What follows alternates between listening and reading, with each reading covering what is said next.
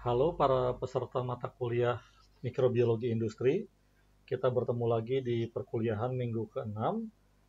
Kali ini kita akan membahas berbagai produk industri hasil bioproses yang mencakup enzim, asam sitrat, dan produk biokimia lainnya, berbagai produk kesehatan seperti vitamin, vaksin, antibiotik, asam amino, dan berbagai produk makanan dan minuman. Karena materinya cukup banyak, saya akan bagi menjadi 3 pertemuan, dan tentunya masih banyak lagi produk-produk lain hasil bioproses yang sudah masuk ke skala industri, tetapi kita tidak akan membahas semuanya. Yang penting kalian mendapatkan pemahaman yang cukup mengenai beberapa produk utama.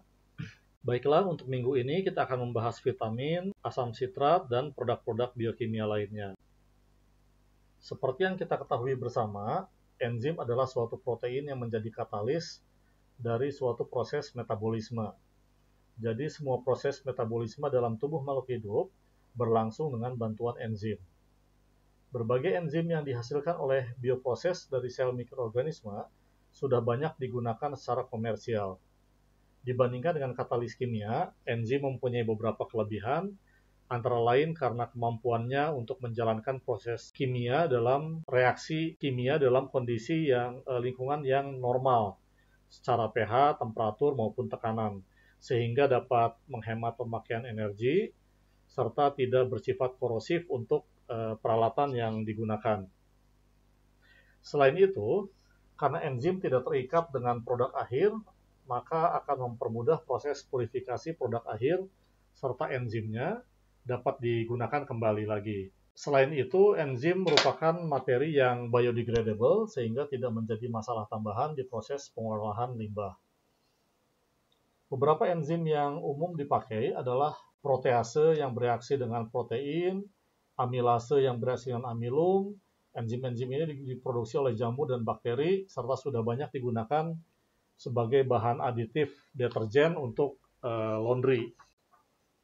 Selain itu, enzim amilase dan glukoamilase digunakan untuk menghasilkan glukosa dari zat pati atau starch.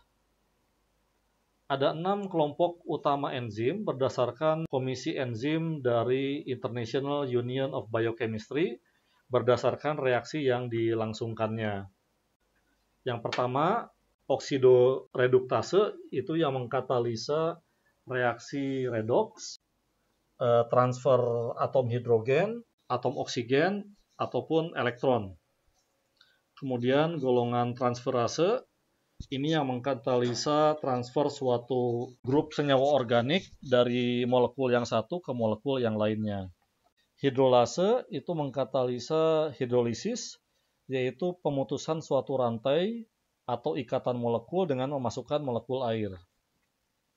Liase mengkatalisa pemutusan ikatan selain dengan hidrolisis atau oksidasi. Isomerase mengkatalisa pengaturan ulang struktur molekul. Ligase atau sintetase mengkatalisa pembentukan ikatan molekul yang baru dengan pemecahan ATP. Sebagai contoh dari suatu proses enzimatis adalah konversi zat pati jagung menjadi sirup jagung fruktosa. Proses ini berlangsung dalam 3 tahap. Pertama itu reaksi thinning, di mana enzim alpha amilase menginisiasi reaksi dengan starch dan memotong-motong rantai panjang menjadi rantai yang lebih pendek. Berikutnya reaksi sakarifikasi, di mana enzim glukoamilase memproduksi glukosa dan diikuti oleh reaksi isomerisasi, di mana enzim glukosa isomerase mengkonversi glukosa menjadi fruktosa.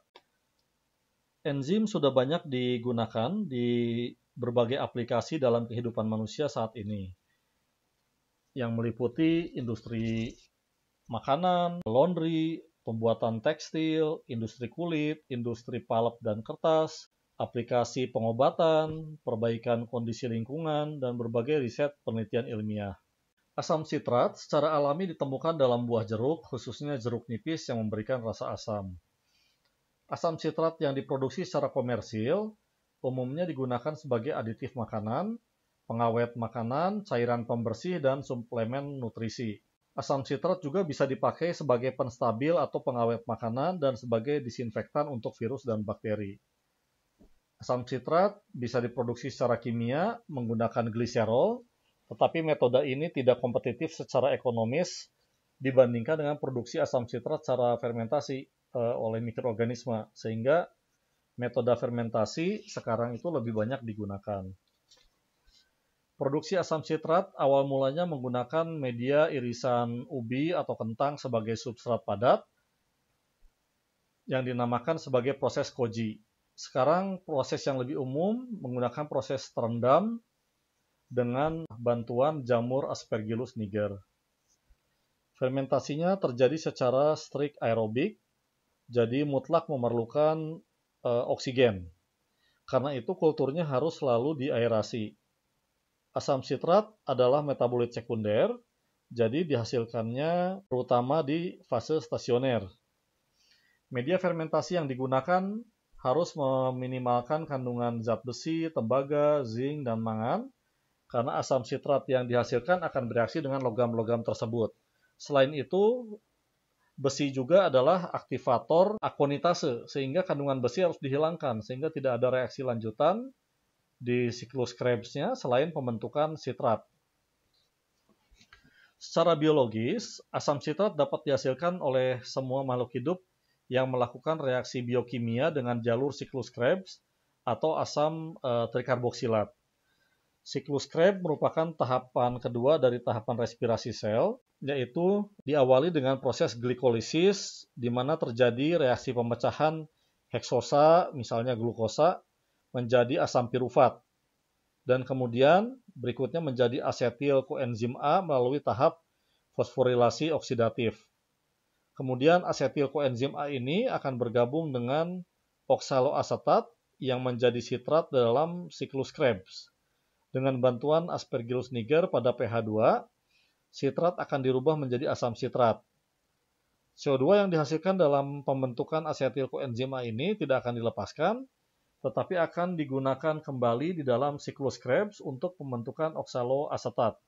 Penting sekali untuk menjaga pH 2 karena jika pH terlalu tinggi akan terbentuk byproduct yang lain sehingga nanti produksi asam sitratnya berkurang.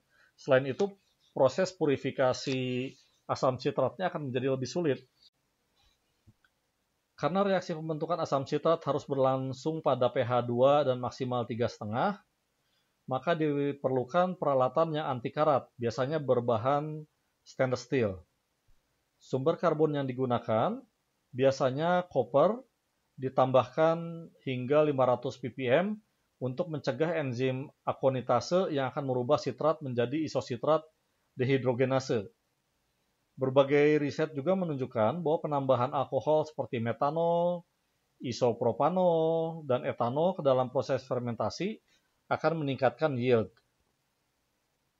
Proses ini memerlukan aerasi karena prosesnya adalah obligat aerobik. Waktu fermentasi biasanya antara 5-14 hari hingga proses pemanenan.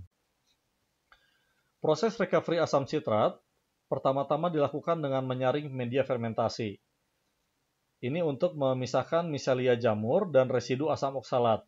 Larutan yang telah disaring kemudian dipanaskan dan diberi kapur agar membentuk endapan kalsium sitrat. Endapan yang dihasilkan dipisahkan dengan cara filtrasi, kemudian direaksikan dengan asam sulfat untuk membentuk asam sitrat kembali dan juga akan terbentuk endapan gipsum. Larutan asam sitrat yang dihasilkan akan dihilangkan warnanya dengan menggunakan karbon aktif, kemudian setelah itu diuapkan untuk menghasilkan kristal asam sitrat. Kristal-kristal ini akan dikumpulkan dengan sentrifugasi, kemudian dikeringkan dan di-packing. Sebagai alternatif dari pemberian kapur dan asam sulfat seperti yang diterangkan di atas, recovery asam sitrat dapat juga dilakukan dengan cara ekstraksi solvent, ekstraksi ion, dan elektrodialisis. Kalsium glikonat dipakai untuk penyembuhan pasien yang menderita kekurangan kalsium dan zat besi, diproduksi oleh Aspergillus niger. Itaconic acid digunakan sebagai bahan lem, produk kertas dan tekstil, juga digunakan dalam plastik sebagai kopolimer dengan akrilik asid. Lactic acid terutama digunakan di industri makanan dan industri minuman sebagai preservatif, pemberi rasa asam, plasticizer, dan juga penghambat korosi. PHA berpotensi sebagai alternatif yang biodegradable dari plastik dan bahan-bahan minyak bumi. Plastik yang dari bahan minyak bumi ya maksudnya. Ragi memproduksi berbagai polyhydric alkohol termasuk gliserol, arabitol, manitol, xylitol, dan lain-lain. Banyak mikroorganisme menghasilkan kapsul berupa eksopolisakarida yang sekarang banyak dipakai sebagai alternatif dari starch dan juga agar-agar dari tanaman tinggi maupun dari ganggang ya. Santan gum diproduksi oleh berbagai berbagai spesies Xanthomonas. Digunakan sebagai viscosity modifier, stabilizer cat, pengental bahan pewarna, dan lain-lain. Bioemulsan itu adalah sejenis mikroorganisme eksopolisakarida yang digunakan sebagai polimer di industri makanan, cat, tekstil, kosmetik, dan obat-obatan. Nah, jadi ini adalah berbagai bahan kimia lain yang bisa dihasilkan dari industri bioproses ya. Oke, sekian untuk pertemuan minggu ini. Kita akan bahas nanti di sesi tatap muka ya. Oke, terima kasih untuk waktunya.